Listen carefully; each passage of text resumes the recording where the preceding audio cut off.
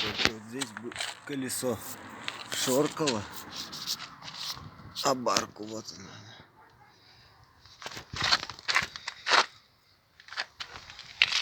Надо вот эту арку сейчас будет резать. Убирать вот так вот, вот так вот. Под дверь. Сначала под дверь отрезать надо будет. Вот. Тут, короче, когда-то ремставочку я варил. Она уже заржавела. Но ее теперь надо убирать.